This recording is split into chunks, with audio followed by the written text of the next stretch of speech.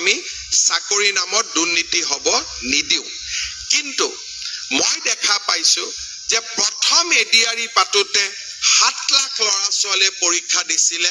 second ADR পাতোতে 12 লাখ ল'ৰা ছোৱালীয়ে পৰীক্ষা দিছে তাৰ মানে সিস্টেমটোৰ ওপৰত যিমানে আস্থা বাঢ়িব সিস্টেমটোৰ ওপৰত মানুহৰ যিমানে কনফিডেন্স বাঢ়িব কম্পিটিশন আৰু বাঢ়িব অহা কেইটামান দিনত আমি নেক্সট 5 ইয়াৰ্ছত 2 লাখ চাকৰিৰ কাৰণে আমাৰ এডভাৰটাইজ বিলাক উলাই থাকিব আমি কম্পিট কৰিব লাগিব কিন্তু মেৰিটৰ কোনো অল্টাৰনেটিভ নাথাকিব অৰ্থাৎ আমি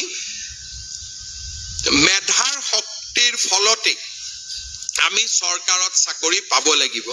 সেই কাৰণে এই 3 বছৰ এজ এ ডিগ্ৰী ষ্টুডেন্ট মই যে কেম্পাছত থাকিম 2 বছৰ পোষ্ট গ্ৰেজুৱেটত যে মই কেম্পাছত থাকিম মোৰ এটা ৰিকুৱেষ্ট যে আমি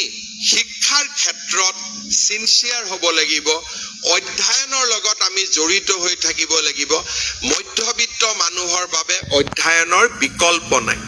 আজি বহুত পৃথিৱীত কিবা কিবি চলি থাকিব আমি ইনষ্টাগ্ৰামতো দেখিম ফেচবুকতো বহুত দেখিম কিন্তু সব ঠিক আছে বাট আহি আছে আৰু ইতিমধ্যে হিমন্ত বিশ্ব শৰ্মা ছাৰে তেখেতে ঘোষণা কৰিছে যোৱাকালিতে আৰু ইয়াতে এতিয়া বৰ্তমানৰ এই ভিডিঅ'টো হৈছে যে কি ডিপাৰ্টমেণ্ট ৱাইজ যেহেতু পোষ্টবিলাক ওলাব স্পেচিয়েলি সেইসকল কেণ্ডিডেটছৰ কাৰণে ভাল খবৰ যিসকল কেণ্ডিডেটছে কেৱল ডিগ্ৰী আৰু যিখিনি কেৱল ডিগ্ৰী বাহিৰে বেলেগ যদি কিবা তেওঁলোকে কোৰ্চ কৰিছে স্পেচিয়েলি আমাৰ হেল্থততো 22,000 পোষ্ট ওলাব বুলি তেখেতে কৈছে 22,000 প্ৰায় আৰু বেছিও হৈ যাব পাৰে কাৰণ তাত বিভিন্ন ধৰণৰ এএনএম জিএনএম নাৰ্ছৰ পৰা ডক্টৰৰ পৰা আদি কৰি ফাৰ্মাচিষ্ট মানে লেবৰেটৰী এছিষ্টেণ্ট গতিকে বিভিন্ন ধৰণৰ পোষ্ট আছে তাত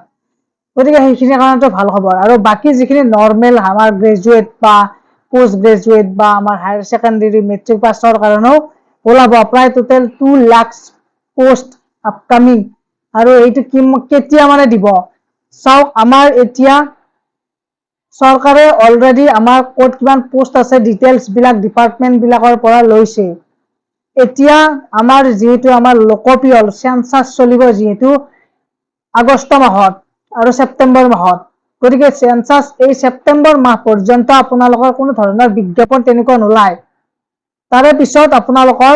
অক্টোবৰ মানত অক্টোবৰ বা নৱেম্বৰত বিজ্ঞাপন প্ৰকাশ পাব আমাৰ ডিপাৰ্টমেণ্ট ৱাইজ প্ৰকাশ পাবও পাৰে বা আমাৰ আগতে যেনেকুৱাকৈ ওলাইছিল যে এডিআৰি 3.0 ইয়াৰ আণ্ডাৰত বিভিন্ন ডিপাৰ্টমেণ্ট আমাৰ যিমানবিলাক ডিপাৰ্টমেণ্ট আছে ডিপাৰ্টমেণ্ট ৱাইজ পোষ্টবিলাক ওলাব হেল্থৰ ক্ষেত্ৰত অকণমান বেলেগকৈ ওলাব কাৰণ আগতে হেল্থত বেলেগকৈ ওলাইছিল হেল্থৰ হয়তো বেলেগকৈ ওলাব পাৰে এডভাৰটাইজমেণ্টখন বাকী কিন্তু একে এডভাৰটাইজমেণ্টে ওলাব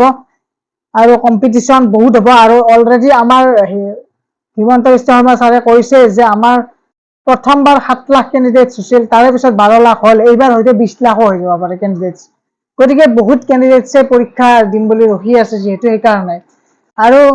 আমাৰ নৱেম্বৰ মানত প্ৰায় 100% চান্স আছে যে এডভাৰটাইজমেণ্ট প্ৰকাশ পাবই আৰু নৱেম্বৰত যদি এডভাৰটাইজমেণ্ট প্ৰকাশ পায় ফেব্ৰুৱাৰী মানত আপোনালোকৰ পৰীক্ষাটো হ'ব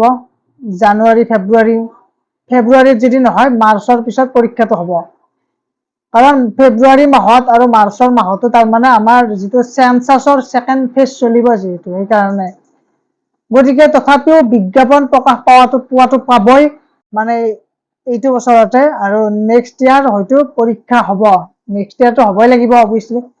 আৰু নেক্সট ইয়াৰ পৰীক্ষা এইবাৰ মানে কেনেকুৱা হ'ব এডভাৰটাইজমেণ্ট দিয়ে তাৰমানে পৰীক্ষাৰ ডেটটো ঘোষণা কৰিব জলদি কামবিলাক কৰিব কাৰণ কম্পিটিশ্যন বহুত যিহেতু আৰু ইমান লং টাৰ্ম কৰি নথয় লাগে দৰকাৰ হ'লে চৰকাৰে ৰিজাল্ট